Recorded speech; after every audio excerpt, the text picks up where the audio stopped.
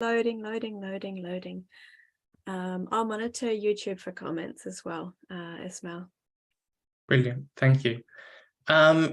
Welcome everyone to your graduation of OLS from OLS 6, sixth cohort of Open Life Science.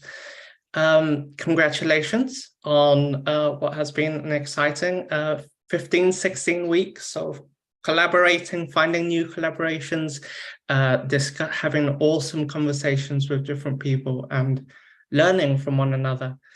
Today we're going to celebrate the work you've done. We'll have 5 presentations in total from Dario, Alden, Elena, Jennifer.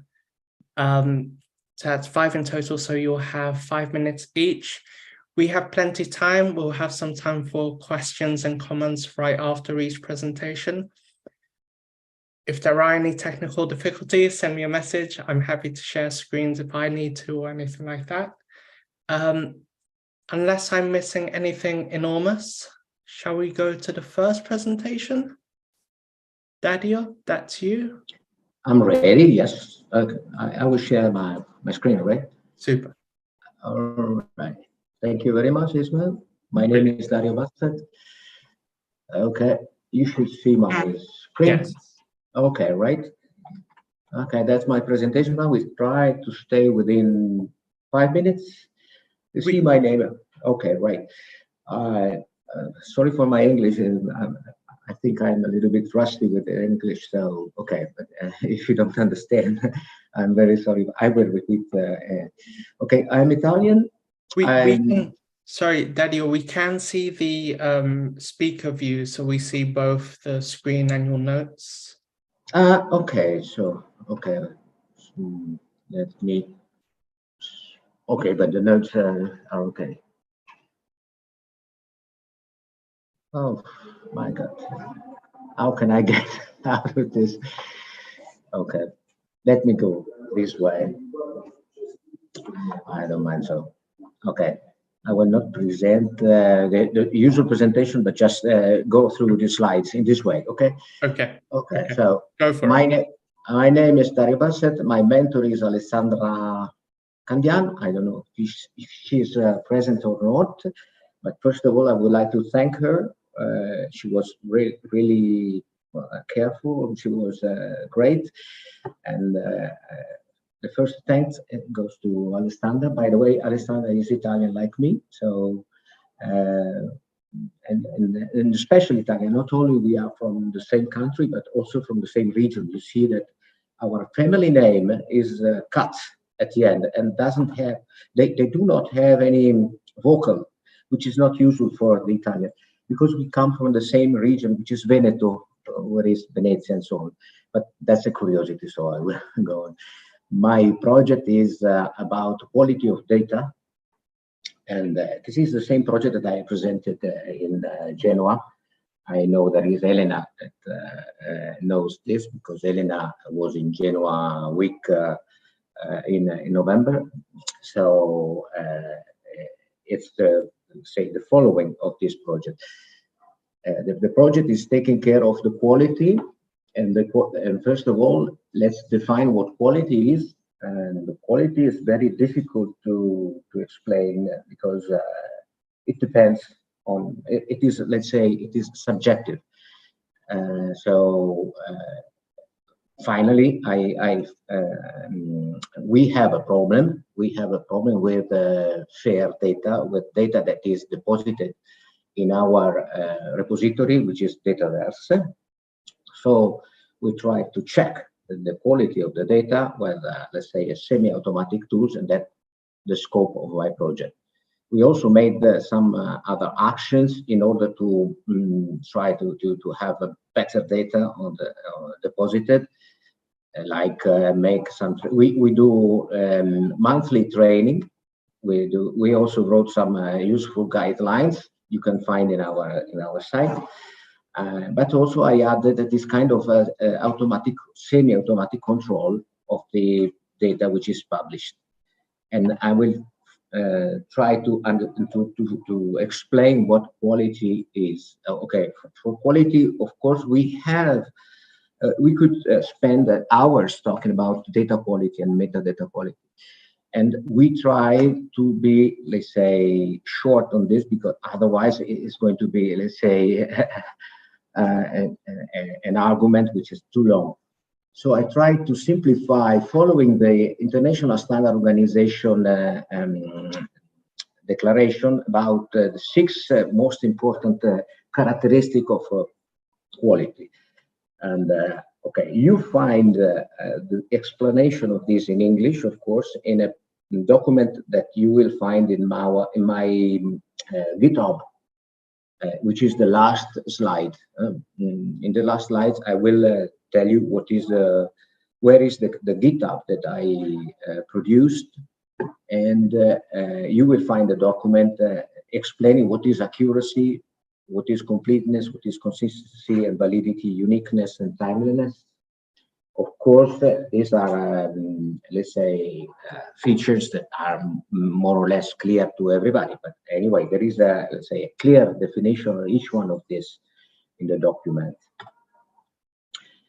Let's talk a little bit about what is the program about. The program is a batch program that I run each couple of weeks. And the batch program is checking through the database API what is the metadata, and what if the metadata is good, and it is what I call completeness requirement. If the let's say the data set is well positioned, if the requirement for data access are well defined, and also if there are some good specification about the user, so how many administrator and so on. So this is a set of check that is possible to carry on in an automatic way. Of course, there are some other checks, but I have to limit, say, the automatic run. Otherwise, it's going to last, let's say, hours. Okay. So, for example, I run the check. The last run that I made in 2 weeks ago was about scanning 162 data sets, which are the data sets that are published. All the others are not published, and so I don't check the data sets that are not published. I don't find any data set with severe issue according to my severity score. And I find some data set with warning, for example, that there is no README inside the data set. So this is, for example, an output. Yes, please. Just to note, that's 5 minutes. So if you could try to wrap it up. Sorry. Right. Okay. I skip the results and I go to this because this is the most important slide, and it is the slide that documents my experience with OLS6. You see that there are some important points in time. For example, the meeting that I have done, some particular, let's say, meeting that I've done with you about accessibility was really outstanding. And when you talk about code style, preprints, and also FAIR, but the FAIR, of course, I know already. So this is the document, the description of my let's say experience with OLS6. A lot of let's say knowledge that is growing, and you see this qualitative graphics. So I think you can check here. Okay, this is my next steps, and that is all. I think I don't have any other things to tell you. Of course, I have this GitHub to tell you, and this is the GitHub repository that I produced. And so it's going to be available to you whenever you need. Okay, that's it. That's all. Thank you very much for your attention, and I close here. Brilliant. Thank you, Dario. Virtual round of applause, everyone. See my face on the screen is strange. I'm sorry. I'm sorry. So that's just me. I stopped. Brilliant. Well done. Again, round of applause now that we can see each other.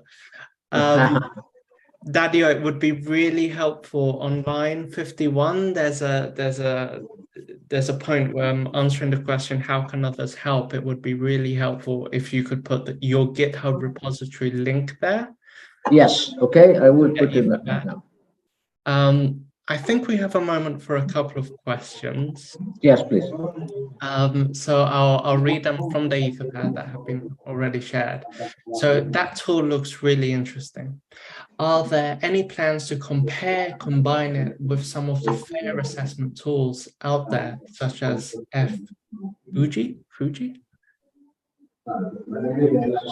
Sorry, is that a question for me? Yeah, that was for you. So are there any plans to combine it with other fair assessment tools such as Fuji? I don't know Fuji, and so I'm not really expert about this. So maybe yes, maybe no. I don't know at the moment. Of course, I'm quite new to this, and this is a job that I carried out. Comparing my work with some people that you see in the presentation here, for example, a data curator from Oil University and some other people. So I don't know. I don't know how to. I don't know if there is a plan for this. Of course, I would like to, because you know. I need to check if there are some other features to add to this work, but I don't know. Okay. So I'm guessing people can reach out if you want to think about that more. Maybe. We'll go to the next question, and I'm sticking yes, to the. Please. I'm sticking to the Etherpad. I know, Elena, you have. I see there is at least one question in the chat as well, but I'll stick to the Etherpad.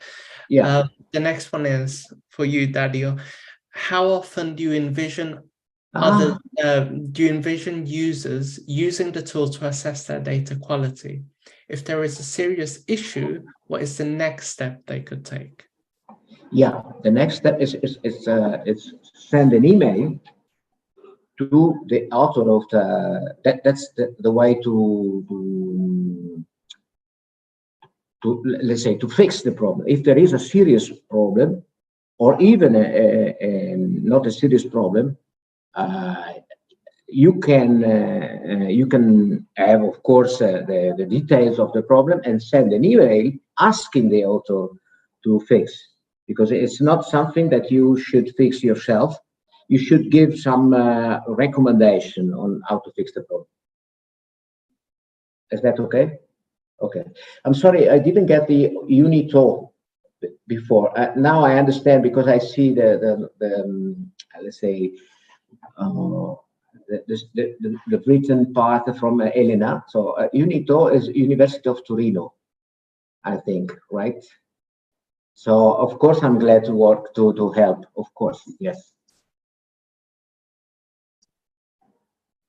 Brilliant. Time for one more question. Shall we go? Yes, to please. I think we'll go to the next one. Yeah. Because it's we have so many cool presentations to listen to. Yeah. One final round of applause for Dario. Thank you very much. I raised my voice there. That I don't know how that comes across on video. But again, congratulations, Dario. Great work. Okay. We'll go next to Saranjeet. Now, Saranjeet, I'm sharing the screen, so give me a moment.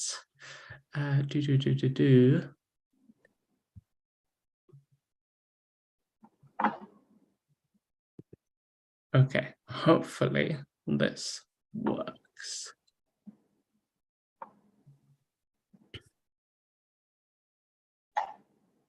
Can you see Saranjeet's presentation? Yes. Brilliant. Okay. Saranjeet, are you ready? Yeah. Okay. 5 minutes. Go for it. Okay, hello everyone. My name is Saranjit and I'm presenting my project mapping the OLS life science cohorts. This project was developed and mentored by Esther and Fortis, and I really like to thank them for being so patient with me because I had a really slow start, and it was only around the vacation period in Christmas that I got to ramp up on the project. So yeah, next slide, please. So my full name is Saranjit Kaur Bhogal. I am the lead and co-founder of the RSC Asia Association, again, a project that I had started with the Open Life Science Cohort 4. And since then, I have been associated with OLS and with the research software engineering community. Recently, I also got the honor to become international fellow for the Software Sustainability Institute. So I'm looking forward to that too this year. I'm based in India. It is a country in the Asian continent, and we are surrounded by land on the north and by waters on the south, as you can see on the map of India on this slide. Next slide, please. So my work product is OLS community map. The idea which is presented on the next slide. The next slide, please. So the idea was to build an interactive map of the geographical distribution of the open life science community using the Shiny package in R. So I wanted to also upskill myself with Shiny skills, and that's why and the OLS community was growing cohort by cohort. So I thought this would be a nice idea to use the OLS data and create an interactive map. I've used various packages in R, mainly Shiny, and then some add-on packages like Leaflet, Maps, dplyr, Country Code, and Tidy Geocoder. The feature of this map, which I will share in the later slides, it allows you to see the distribution of the OLS community cohort-wise. And the geographical data that we are using is not, it is the data of where a community member is affiliated to, and not the actual location or residence of people. So it's just the affiliation institution of the community member. And I would like to welcome anybody who's interested to contribute to this project. They're free to open an issue on the GitHub repo and reach out to me to discuss further. Links to the GitHub repo, the slides, and the map are available on the chat. I've pasted them on the Zoom chat now. Next slide, please. So this is how a static version of the OLS community map looks like. On the top right, there is a selection, a drop-down, where you can choose the cohort you want to see, OLS 1, 2, 3, 4, 5, and 6 currently. And it shows you where the community members or the institutes that they are affiliated to are located. And I'm using small leaf markers to show those locations. Next slide, please. So that's all about my project. If you want to reach out to me, you can write to me on my email address, or you can check my webpage, which is available on the QR code. And now I would like to, I would request Ismail to share a link to the, can you share the map and we can show how it works? So yeah, so if you click on the top right drop down, and select a different cohort, say any other cohort, then it changes and it shows how the OLS community has been evolving through the cohorts. So yeah, this was my project, and I would admit that it was not a linear growth that I was going through, but it was a lot of, the path was very, it was quite fun to do this project. And I also reached out to a few people in the process. I would also like to thank Anelda, Ben, and all the experts who agreed to share their experiences with me. Also, there are a few things that I want to update on this map, and I'll add those features in the long run. So yeah, if anybody wants to reach out and contribute, please open an issue or write to me on my email. Thank you so much. The virtual round of applause. Congrats. Well done. And I do want to share the link to this in the chat, just so you can play. If you don't have questions, play around with it. I'm just going to return, sorry, dealing with a couple of screens there. Just going to return to the Etherpad, check any questions for Saranjit. So here's one. Can you, here's an interesting feature request. Amazing. So reading it off the screen. Amazing, Saranjit, and very useful for networking. Can you also filter by country? Yeah, I can do that, but it's possible to filter that. However, if you're asking me to put it on the map, then if I locate people by country, I'm afraid the markers would be overlapping and it would be, it would not be so clear visually. So that's why I took the city level data to plot the map. However, I can definitely try some summary statistics if people are interested to see that feature country-wise. Elena, did that sound fair? Did that make sense? Yeah, it's fine. It's fine. Thank you. Super. Another question, could you share a bit about what future map features, so anything else that you'd like to add? It's very cool. Okay, so what I'm immediately planning to do is to create different tabs and limit the map to, like, bound the map to a certain region on the web page. Like right now it's quite, it moves around if you try to zoom in, and then it expands to the whole page. So what I'm trying to do is to at least create boundaries around it, and then create different tabs. So the landing tab, the landing page would have this map, and the different tabs might have description, which I'm sharing verbally now. So it will have the description of what the data is getting, is being plotted on the map. And I might also include one more tab with country-wise or continent-wise summary statistics. So different tabs on the page is something that I'm looking to do next. Brilliant. And I'll ask one last question. Is there a possibility to show metadata? Like if you hover over a leaf, can we find what the project is? This is super exciting. Thank you. I'm not sure if I can get to the detail of the project, but I can definitely get to the level where I can trace back who the person is, at least their GitHub username. Till there, I can trace back and add it to the marker, but I'll have to learn more how to get the project name or project title included with that in the marker. I'll have to explore, but yeah, that's a really nice feature to have.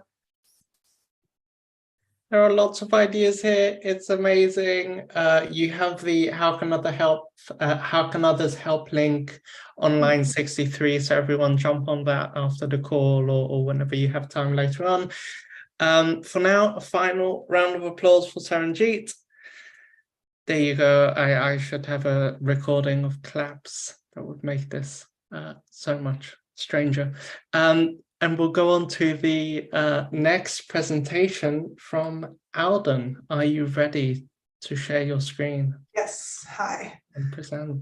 So now let me go to slideshow. Is that, you Brilliant. See the slideshow version? Okay, great.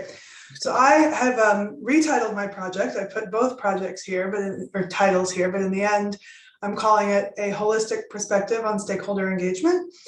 I came in with the title, Preparing IceNet Stakeholder Engagement Framework for Open and Collaborative Development, which is very long and not that great anyway. So my mentor was Mallory Freeberg, who's here, and thanks to her for all her help. So the motivation behind this project is a project that I work on at the Turing called IceNet. And it's a sea ice forecast currently operational in the Arctic. So that means it has applications for polar scientists, or researchers who are on ships in the Arctic doing research, conservation researchers, because they are interested in animal migration and animals that use the sea ice as a bridge between land, and local communities in the polar regions. And so my focus for the OLS project really started with, but even centered more over the course of OLS onto thinking about how to communicate with these local indigenous communities. So coming into this, I knew that each of these groups would require different versions of the forecast because they have different reasons for wanting the forecast. So, the polar scientists, they want to make routes for their ships so that they can go around the ice. Conservation researchers, again, they're looking at these specific areas where animals use the ice. And then, of course, the indigenous communities, they're going to want to look at the areas near where they live, where the ice will affect their hunting and their travel and other daily life activities. And so, like I said, I entered this thinking, I'm going to make a platform on GitHub where I can get all this feedback. I can ask everyone to contribute and that way find out what each group needs and how to make this forecast operational for everyone. And quite quickly, I realized, thanks to Mallory's help and talking with OLS, other people in OLS, and I'll get to it, but the expert I spoke to also was incredibly helpful, that I shouldn't just assume that the open GitHub-based process that I'm used to is really going to work for everybody, because presumably these indigenous communities don't necessarily have access to GitHub. They don't have laptop. I mean, I don't know. I don't know if everyone's got a laptop, or if it's going to be, how much computer access they're going to have, how much internet access they're going to have. And of course, there's also a language barrier. And, obviously it's great to be able to translate things into multiple languages, but in the end, I'm operating in English. I don't have access to, indigenous languages very easily and translation. So that's a pretty high barrier, much higher than translating into the most popular languages in the world. So I kind of took a step back and thought, okay, so instead of starting from this perspective of how do I, create a platform so that everyone can participate, I have to say, well, does everyone want to participate? And how am I going to talk to those people and find out what the best way for them to participate is? And so Mallory set me up with, sorry, I'm skipping ahead of the slide. So I'm not going to go into too much detail on this because I only have 5 minutes, but I just want to bring your attention to the CARE principles, which were released by the Global Indigenous Data Alliance. And I've linked here to the principles themselves, as well as to a blog post by the Ada Lovelace Institute that discusses how to use them and how they go well with the FAIR principles. But the CARE principles are collective benefit, authority to control, responsibility, and ethics. And this refers to data governance, particularly in the cases where you are approaching indigenous communities to gather data and use data and work with them around data governments. It's a little different in my case. Our data is all satellite based. It's all of data about the ice. And so it's more, in my case, it's more about approaching them to say, okay, what can we do to provide you with this data that in a way that's useful to you? And so then I spoke with Roland Mosbergen, who was really, really great to talk to. And I've linked to his website down here, practicaldiversity.org. And what we talked about was an approach of centering the most marginalized. So this is an advocacy-based approach where you go in as an advocate for the community you're speaking to. And you go in having done some work up front. You can't just go and say, how do you want me to do this? Because that makes them do the work. So you come in with examples and ideas, but understand that these are not necessarily the answers. So these options may work. Here are some ideas. Here's the research I've done to think through this, and then get their feedback on whether they think it will work and how they want to change it. Not assuming, it's very important to not assume that what's been done before is what works. So you want to, take these examples of what's been done before, but figure out what needs to be improved, and just act as an advocate for the community. And this was the last point is one that I found really interesting is, don't assume all parties are happy with the process, even if some are. So if you find a group that is comfortable and happy with the process that you're working with, that doesn't mean there's not someone else who isn't appreciating the process or doesn't find it helpful. So it's a framework of just always thinking about the most marginalized group and what they need and how you can approach them and try to advocate for them. So that's that is 5 minutes. So if you okay, great. I just have one more slide. So a little bit about going forward. So like I said in the last slide, go in doing research, think about language barriers up front, think about a funding plan, particularly for translation, is going to be very important. And this work, the actual preparation has been pushed a little bit due to grant funding timelines. So I haven't started any of this, which is actually really nice because I've had a lot of time to think about it. And so in contrast to how I came in thinking about it, I'm really kind of taking a step back and thinking about that foundation for community outreach and how I have to think beyond the technologies I'm comfortable with. So that's all. Excellent. Thank you. Again, round of applause. And congratulations, Alden.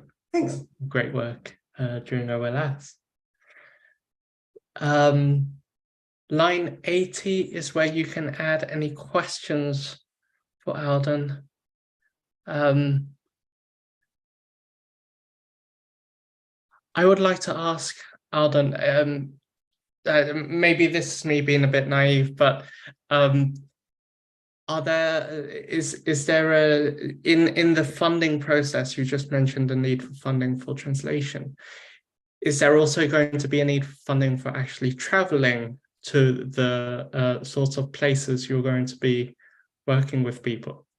That's a good question. Working in climate science, you come up against the paradox of net zero and actually being on the ground. So it's a hard question and one that I think luckily is above my pay grade. So I don't know. I don't know it's a good question. Yeah, it's a good thing to think about, but it is something that I know the British Antarctic Survey, who I do this work with, are already struggling with about how they get that on the ground experience. It's really valuable to their research. And obviously, the people actually researching the ice, doing the work have to go there, but how much do we send other people into these places while taking into account the traveling carbon footprint? It is tricky, isn't it? That is a paradox there. I want to share Umar's question from the chat, which is, in what context did you identify marginalized communities? That's a good question. I'm trying to think back to my conversation with Roland, and I think that the idea is that there's always some, it's going to depend, it's totally context dependent, right? And that's why the framework is centered the most marginalized, because you need to figure out in your context, who is the most marginalized. So in the case of, take for instance, the CARE principles, the assumption is that Indigenous communities have traditionally been marginalized, specifically in the context of data use and data gathering. And like I said too, one thing that I talked about with Roland is just because someone you're speaking to is happy with what you're doing doesn't mean there's not someone else and someone who maybe has a different intersection of marginalization. But yeah, I would just say it's very context dependent. Brilliant. And one final question, have IceNet, so Team Upstream, incorporated or reflected on fair care principles drawn from your work? Not yet. Like I said, this is actually my engagement with the team right now. I am engaged with the team, but hopefully with this grant, I'll be more 50% time in the group and we'll be able to really bring this into the thinking of the whole group. But they do, I do know that even before my engagement, they've definitely thought about how to reach out to Indigenous communities and how that needs to be handled correctly. And I know that the British Antarctic Survey also has a focus on thinking this through. Amazing, thank you. Lots of opportunity for a lot of impact to be made through this project. Final round of applause from everyone in the room. There you go. Congrats again, Alden. Amazing work. Looking forward to how it evolves. We'll go to the next presentation now, which is by Elena. And you're already sharing. You're faster than me. Yeah, thank you so much. So can you see the slide, I guess? Yes, you have it in. Yeah, I know. Okay. Now? Perfect. Okay. So thank you so much. Thank you so much for having me, and thank you so much for this Open Life Science course. Of course, my mentor was Emma Caruni, so a special thanks to Emma, but it's also in the last slide. So my project is how to make an open science training more effective and practical. And if you want to have access to the slides, they are already on Zenodo, and the same is true for the background photos, because they are all mine, and you can find them also on Flick to reuse, so feel free to reuse. So the road ahead, we will see the project, the target and scope, the lessons learned, the achievements, and something for the future. But first of all, where I start from, I work at the University of Turin, where I'm head of the Open Science unit, and I already give a lot of training on open science, and as you can see here. And I'm involved in open science infrastructures like Operas and in several Horizon Europe projects. And in this Open Science Cafe, which is an interesting template, which we discuss more later. So my all-6 project was about training on open science, because what I see is that often open science training are too focused on theory. So why open science is beneficial, what are the basics, the logics, and so on. So maybe a researcher can see it as too abstract, okay? So my aim was to learn about practical tools and to use them in training to show researchers that open science practices are doable, so that they can make their research workflow more effective. Lessons I learned, that maybe openness has many more colors than those I was used to. I enlarged my vision on open leadership, because I used to be focused only on research, and then I got much more, many more ideas.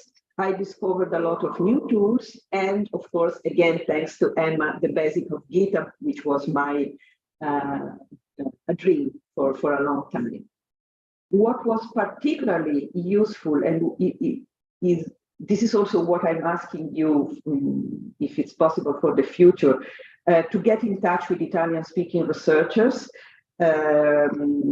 experts on some tools. I already got the contact of Carla and Alessio, and I've already invited them to the Open Science Cafe, which is an interesting format. It's once a month. It's lasting 1 hour, 30 minutes presentation plus 30 minutes discussion, and it's very, let's say, appreciated from the researchers community, because it's quick, it's easy, and it's practical about how to do open science on a daily basis. So I've already invited Alessio to the Open Science Cafe in June. What went wrong? Of course, time is never enough. I was not able to interact on Slack or being part of the community as much as I would have liked, and I also watched many of the sessions only on YouTube, so the recording and not the live session. And I would say that the session on coding was a bit too tech for me, because I come from the humanities, but it was quite interesting and useful as well. Some of the achievements, I would say this slide by Dasatta, the idea of the data, if data are not reusable, it's just a selfie of data. I think it's worth really my participation my attending to the all 6. And as you can see here, I've already integrated some of the slides in the slides of my courses. And I also got some new perspective on FAIR from the 2 sessions on FAIR data. So looking ahead, I would try to find a better way to integrate the suggestions from all 6 into my slides. And maybe we can think about replicating or adapting Open Life Science for the Italian community, so in Italian, because I'm also part of this ICDI Competence Center, and I'm a partner in Skills for EOS project, which is a European funded project precisely on upskilling researchers for EOSC. And maybe we can think about creating open science video peers, maybe like interviews with you as experts. And my last word is about, it's for you, for the organizing team, because you really were amazing. You are amazing people. And thank you for your valuable support. And of course, with a special thank to Emma, because she has had a lot of patience with me. So thank you really very much to you all. Brilliant. Thank you so much. Well done. Another heartfelt round of applause from everyone, and this amazing idea of OLS Italiano 2024. That'll be great. It's already in the chat. You're leading the change you want to see. Lovely. Let's jump to questions. So there's one question that came through is, there are many colors of openness, as your slide showed. Are there any distinct themes of openness that you're observing within the Italian community?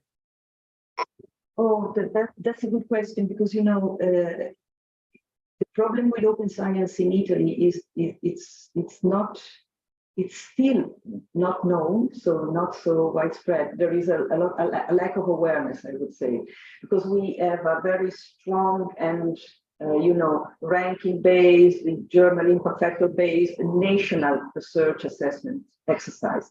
So researchers are very focused on publishing in the highest impact factor journal. They don't care about open science at all, and so on. So it's quite difficult, and that's why I really appreciated the first presentation by Dario, and because we really have to find the few researchers already going for open science.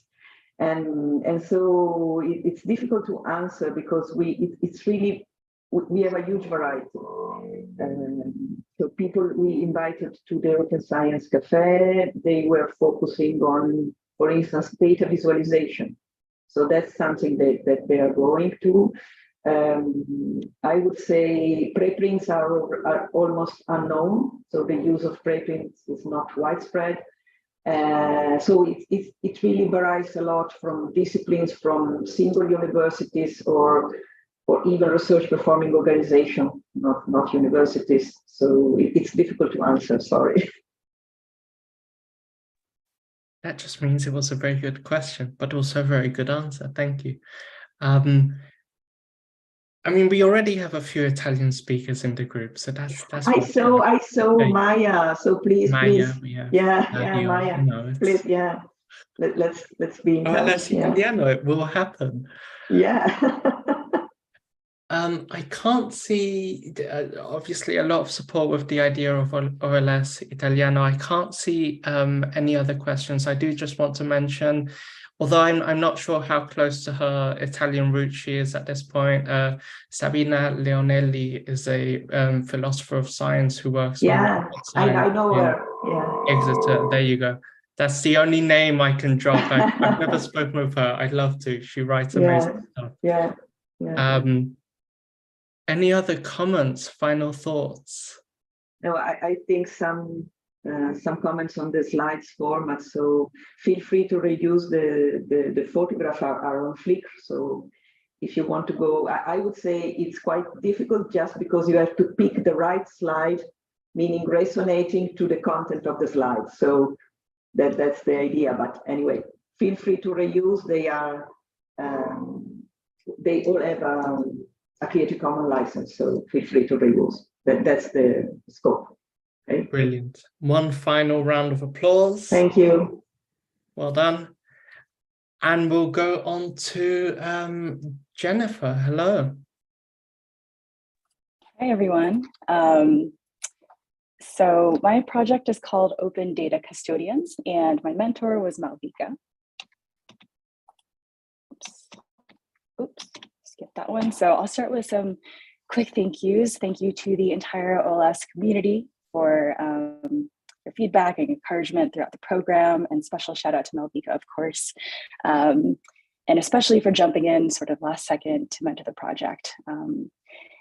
I think what happened was, at least for my project, a lot of it ended up being around digging into the problem itself. So Malvika, thank you so much for having those very windy and sometimes confusing conversations with me. I think it helped bring a lot of clarity. Also, thank you to the Turing Way community for participation and feedback during a workshop that happened with this project, and also Chris and Yassine from Big Code for some technical guidance. So I'll start with digging into a bit of this confusing, complex problem that I described earlier. So the motivating question for the project, Open Data Custodians, was around the ethics of data scraping, and particularly around how tech companies do it to train AI algorithms these days.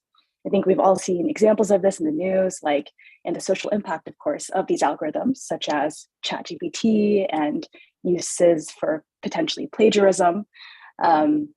Also, some of the image generating AI like Stable Diffusion and Midjourney. In this case, one of the AI won an art competition, which created a whole host of questions and concerns around that.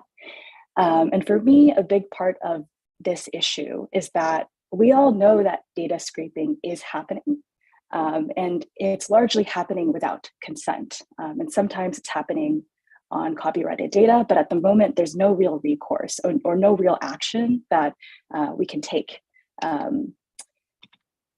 So this kind of data collection without any sort of choice by the data creator or the data subject is sometimes called something termed forced consent, which refers to any activity where users don't have a real choice to say yes or no for how their data is used. And there's quite a number of examples of this, unfortunately, these days.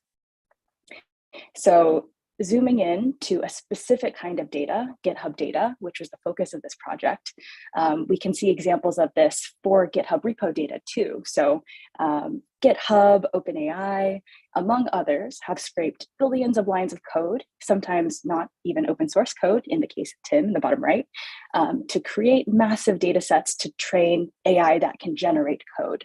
And in fact, there's now a lawsuit alleging that these companies are violating copyright law by reproducing open source code using for-profit AI.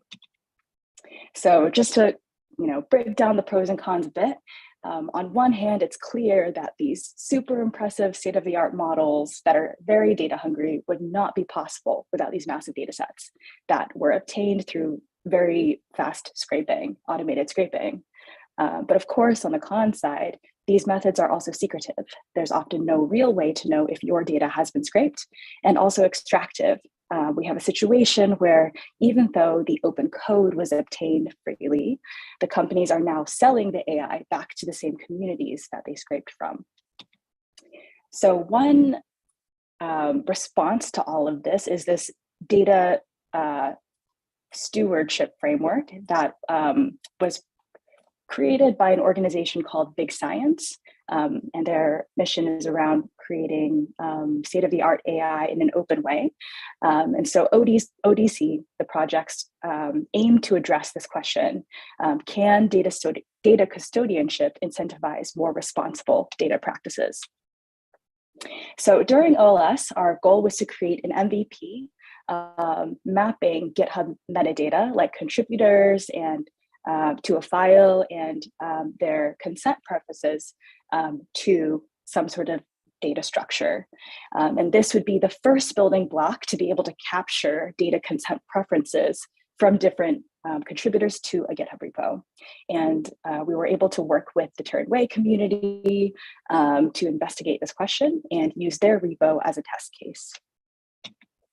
So in terms of technical progress, a lot of it was just researching what kind of metadata extraction resources were out there, like TIG on the very right, or GitLog, and wrote a basic script to map data like file type and contributor info to a file to a pandas data frame. One of the main technical findings was that the existing tools out there, like the GitHub API, mostly focus at data at repo level, which makes sense because there's so much out there, rather than file level. So if we wanted to capture specific information about who contributed to a piece of code, that is something that at least in my search, I wasn't able to find a resource for that. Sorry, just to say that it's 5 minutes. So if you could. Okay, all right, yeah, absolutely. So we ran a Turing workshop, and here are some of the results from that. And I think this is maybe the biggest takeaway I wanted to share. So one of the biggest findings is that the biggest need, I think, is not necessarily technical, but rather social and cultural. So there's a lot of different technical pathways that we could take to address this problem.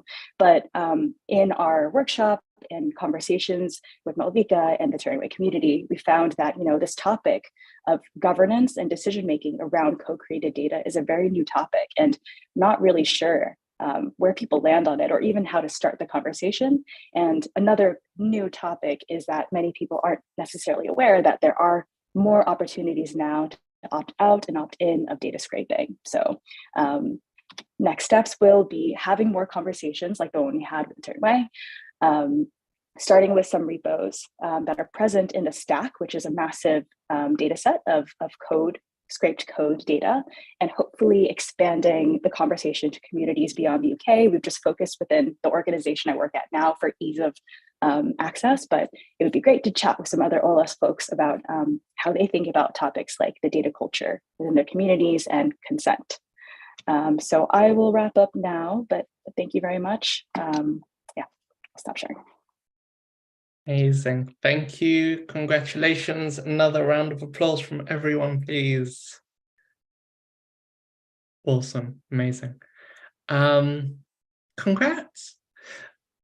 Are there any questions in the room that someone would like to ask? Just to note, there is a kind comment from Yo, so loving the idea that the biggest need is social-cultural.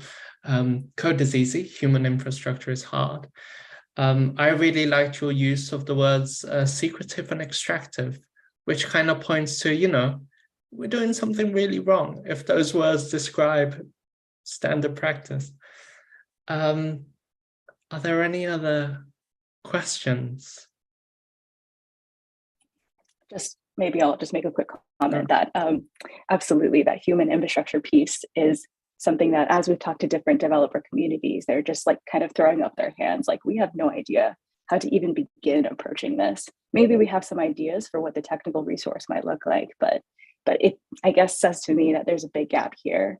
And hopefully through communities like OLS and other open communities that have invested so much in the human infrastructure and the cultural and community infrastructure, I think there's a lot that communities like this can add to the conversation.